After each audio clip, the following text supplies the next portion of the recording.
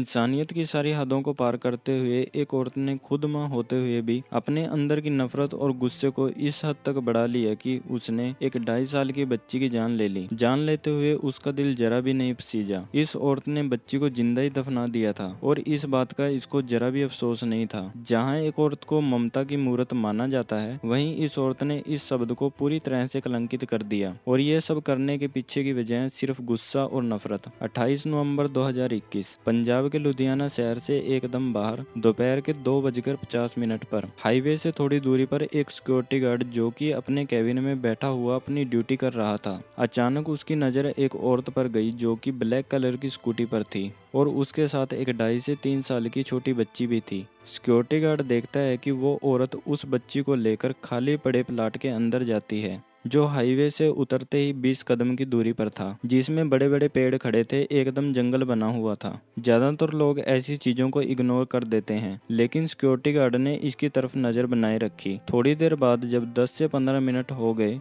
तो security guard को उस औरत पर थोड़ा शक होता है। सिक्योरिटी गार्ड अपने कैबिन से निकल कर आता है जो कि उस खाली पड़े प्लाट के अंदर सीधा तो नहीं जाता देखने, क्योंकि उसको लगा कि कोई औरत है छोटी बच्ची के साथ, शायद टॉयलेट के लिए गई होगी। फिर वो सिक्योरिटी गार्ड उसको देखने के लिए रोड के ऊपर जाता है जो कि हाईवे वाला रोड था और सामने से उस खाली पड़े घने जंगल वाले प्लाट की तरफ देखता है। सिक्योरिटी गार्ड को वो औरत दिखाई देती है जो उस बच्ची को लेकर उस प्लाट के अंदर गई थी। वो औरत सिक्योरिटी गार्ड को देखते ही, जो कि झाड़ियों के पीछे बैठकर कुछ कर रही थी, वो एकदम देखते ही खड़ी हो जाती है और वहां से अपनी एक्टिवा लेकर लुधियाना शहर की तरफ निकल जाती है। लेकिन जब वो औरत वहां से निकलती है, उसके साथ वो छोटी बच्ची नहीं होती जिसको लेकर उस खाली पड़े प्लाट में गई थी। सिक्योरिटी गार्ड को लगता है कि शायद उसको दूर से वैसे ही लगा होगा कि उस औरत के साथ कोई बच्ची थी, क्योंकि उसका कैबिन जहाँ से वो सिक्योरिटी गार्ड ड्यूटी कर रहा था वो उस घने जंगल वाले प्लाट से काफी दूर था। लेकिन सिक्योरिटी गार्ड अपना शक दूर करने के लिए उस खाली पड़े प्लाट की तरफ जाता है और देखता है कि वहाँ पर एक छोटी बच्ची के पैरों के निशान बने हुए थे जो कि रोड से उस प्लाट की तरफ जा रहे थे। जूतों के निशान बने हुए थे। वो सिक्योरिटी गार्ड उन पाँव के बने निशानों को फॉलो करता हुआ उस प्लाट के अंदर जाता है, लेकिन उसको वो बच्चा कहीं पर भी दिखाई नहीं देता।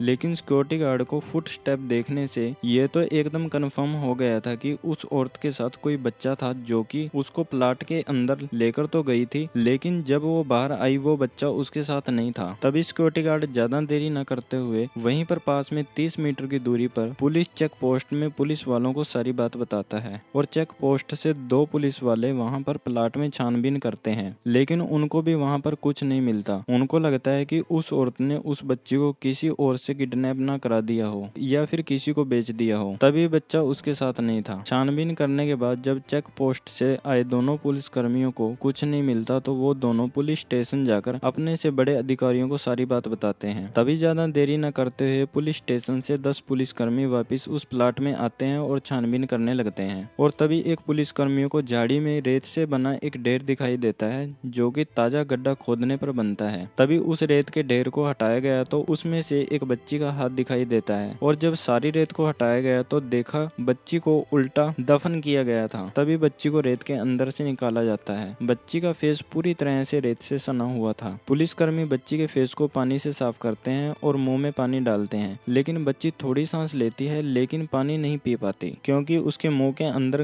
गले के अंदर तक रेत डाली गई थी। बच्ची की बॉडी में कोई भी एक्टिविटी नहीं थी। तभी पुलिसकर्मी इस छोटी बच्ची को हॉस्पिटल लेकर जाते हैं और आधे घंटे के बाद डॉक्टर इसको मृत घोषित कर देते हैं। सब कुछ हो गया था, लेकिन पुलिस के लिए अब ये सवाल था कि आखिर ये बच्ची कौन है और वो औरत कौन थी जो इस बच्ची को उस जंगल बने प्लाट में लेकर आई थी। So hello guys, my name is Salman Khan and welcome back another के स्टडी विद मी। लुधियाना के एक छोटे से इलाके शिमलापुरी में हरप्रीत सिंह की फैमिली रहती थी। फैमिली में हरप्रीत सिंह के माता पिता, उसकी वाइफ और 5 साल का बेटा अगमप्रीत और 2.5 साल की बेटी दिलरोज कौर थी। हरप्रीत सिंह पंजाब पुलिस में हेड कांस्टेबल थे। ये एक हंसता खेलता परिवार था और मोहल्ले में इनकी काफी इज्जत भी थी। इनकी बेटी दिलरोज अपने घर वालों की ही नहीं बल्कि मोहल्ले के सभी लोगों की लाडली थी। इनके पड़ोस में एक और फैमिली रहती थी जिसमें एक औरत का नाम था नीलम कौर। नीलम की शादी काफी सालों पहले ही हो चुकी थी। थी। शादी के बाद से ही नीलम की उसके ससुराल वालों से अच्छी नहीं बनती थी। इसी वजह से अपने पति के साथ उसके झगड़े रहते थे और जब झगड़े ज्यादा होने लगे तो नीलम अपने 2 बेटों के साथ अपने मायके आ गई और अपने पति से डिवोर्स ले लिया। शुरुआत में सब कुछ ठीक था। पड़ोसी होने के नाते नीलम का हरप्रीत सिंह के घर आना जाना रहता था। हरप्रीत के बच्चे नीलम को बुआ कहते थे। हरप्रीत सिंह के बच्चे इसी मोहल्ले में सब बच्चों के साथ खेलते थे, पर नीलम के दोनों बेटे कुछ ज्यादा ही शरारती थे, जिसकी वजह से आए दिन मोहल्ले वाले बच्चों की शिकायत लेकर नीलम के घर आया करते थे। और जब कोई भी बच्चों की शिकायत लेकर नीलम के पास जाता तो नीलम चिढ़ जाती थी और उल्टी लड़ाई करने लगती थी, जिसकी वजह से नीलम के माता पिता को काफी शर्मिंदगी भी उठानी पड़ती थी। इसके अलावा एक और बात थी जो कि सभी लोगों को अजीब लगती थी। नीलम के वहां आकर रहने के बाद से ही अनजान लोगों का नीलम के घर पर आना जाना शुरू हो गया था। तलाकशुदा नीलम के घर पर अनजान आदमियों का इस तरह आना उसके करैक्टर पर सवाल उठा रहा था। नीलम को लगा कि अब यहाँ रहना बहुत ही ज्यादा मुश्किल है, क्योंकि हर कोई उन पर सवाल उठाता था और उनसे लड़ता था, क्योंकि वो एक इज्जतदार लोगों का मोहल्ला था। नीलम ने सोचा कि अब यहाँ से कहीं और घर लेकर रह लेना चाहिए, अब यहाँ रहना ठीक नहीं है। कुछ टाइम के बाद नीलम ने दूसरे इलाके में घर ले लिया था।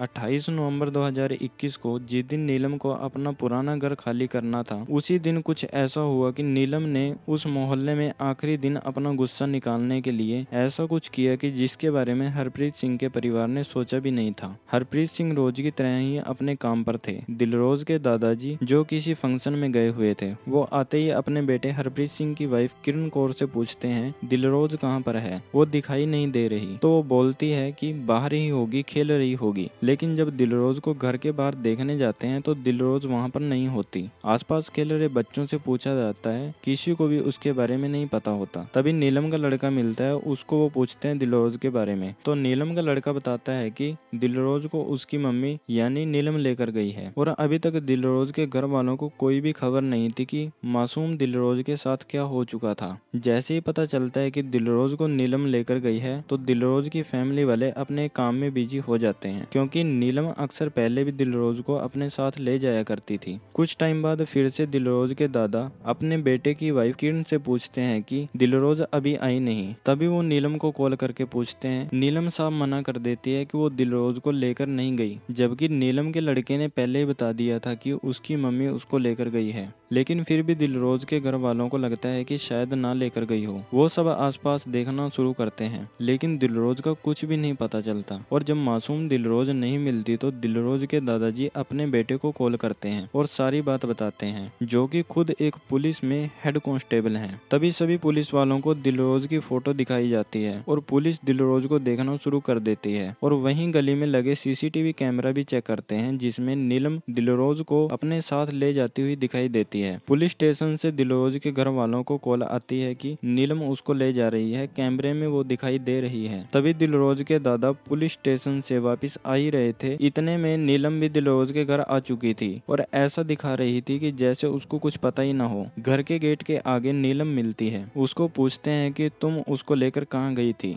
जबकि उनको सब कुछ पता लग चुका था कि वो ही उसको ले जाती हुई सीसीटीवी कैमरे में दिखाई दे रही है। तब भी नीलम गुस्से में बोलती है कि मैं उसको लेकर नहीं गई। इतने में पुलिस आ जाती है और नीलम को अरेस्ट कर लेती है और नीलम से पूछताछ करती है कि दिलरोज को कहाँ लेकर गई थी। उसने बताया कि वो उसको पास में ही पड़ने वाले जगरांव गांव के पुल के पास छोड़कर आई है और अभी तक भी इस पुलिस स्टेशन में पता नहीं था कि दूसरी पुलिस स्टेशन वालों को दिलरोज मिल चुकी है। इतने में दिलरोज के घर वाले देखने जा ही रहे होते हैं, तभी दिलरोज के घर वालों को कॉल आ जाती है कि दिलरोज मिल गई है और डीएमसी में आ जाओ। तब भी दिलरोज की फैमिली को लगता है कि चेकअप के लिए ले गए होंगे और खुश हो जाते हैं कि दिलरोज मिल गई है। इतने में फिर से डीएमसी से कॉल आती है कि दिलरोज को ऑक्सीजन लगानी पड़ेगी और बच्ची की हालत भी काफी सीरियस है। वो सब समझ जाते हैं कुछ गलत हुआ है। फिर से दिलरोज की फैमिली को कॉल आती है कि बच्ची की डेथ हो गई है। इतने में पुलिस दिलरोज के घर आती है और नीलम के माता पिता जो दिलरोज के घर बैठे हुए थे उनको भी पुलिस अरेस्ट करके ले जाती है। जब पुलिस नीलम से पूछताछ करती है तो नीलम ने सारा इंसिडेंट बताया कि उसने कैसे ये सब किया, कैसे उसने मासूम दिलरोज के मुंह में पहले रेत डाला, उंगलियों के साथ गले के अंदर तक उतारा गया और ईंटों से उसके सर पर चोट मारी गई और कैसे उसको लुधियाना से बाहर खाली पड़े एक प्लाट में जिंदा दफन कर दिया। नीलम ने सब कुछ बताया। उसको ये सब करने के बाद भी इसका जरा भी अफसोस नहीं था। अगर कुछ था तो बदले की आग साफ उसके फेस पर नजर आ रही थी। आप इस बारे में सोचकर देखो कि नीलम ने सिर्फ अपने गुस्सा निकालने के लिए मासूम दिलरोज को किस तरह से मारा। एक बार भी जरा भी दया नहीं आई नीलम को। इसके बाद नीलम को जेल भेज दिया जाता है और अब 12 अप्रैल 2024 को अपने फाइनल जजमेंट में सेशन कोर्ट में इस केस को रेयरेस्ट ऑफ रेयर केस मानते हुए नीलम को फांसी की सजा सुनाई गई। फांसी की सजा सुनते ही नीलम कोर्ट में रोने लगी और अपने दोनों बच्चों का हवाला देने लगी कि उनकी परवरिश कौन करेगा। पर कोर्ट ने उसके द्वारा किए गए क्राइम को पूरी तरह इंसानियत को कलंकित करने और लोगों के अंदर अपने पड़ोसियों पर विश्वास उठने जैसी बात उसे कही। और अगर नीलम को अपने बच्चों की इतनी फिक्र थी तो ये सब करने से पहले उसने ये सब क्यों नहीं सोचा। नीलम की इस अपील को जज ने रिजेक्ट कर नीलम को फांसी की सजा सुना दी। इस केस में एक सबसे अच्छी बात यह भी है, जो इस केस में एडवोकेट थे उन्होंने दिलरोज कौर के घर वालों से 1 रुपया भी फीस नहीं ली। इस कलयुगी दुनिया में लड़ाई झगड़ा नफरत गुस्सा इस कदर बढ़ चुका है कि लोग इसके चलते किसी भी हद तक गिरने को तैयार हो जाते हैं। एक माँ को भगवान के समान दर्जा दिया जाता है। अगर नीलम को अपने बच्चों से सच में प्यार होता तो वह शायद कभी ऐसा नहीं करती। उसने अपने बच्चों का भविष्य भी खराब कर दिया जिनकी कोई गलती थी ही नहीं। आपको इस केस से ये जरूर सीखना चाहिए कि हर इंसान को हमेशा कोई भी बड़ा कदम सोच समझकर उठाना चाहिए और आपको एक बार कोई भी छोटा हो या बड़ा हो कैसा भी क्राइम हो करने से पहले सोचना चाहिए कि आप कितनी भी कोशिश कर लो आप बच नहीं सकते। दिलरोज कौर के साथ जो भी अन्याय हुआ है आपके क्या इसके बारे में ओपिनियन है हमें कमेंट सेक्शन में जरूर बताएं। ऐसी ही क्राइम स्टोरी जानने के लिए हमारे चैनल को सब्सक्राइब करें। मिलते हैं आपको किसी और अनसुनी क्राइम स्टोरी के साथ।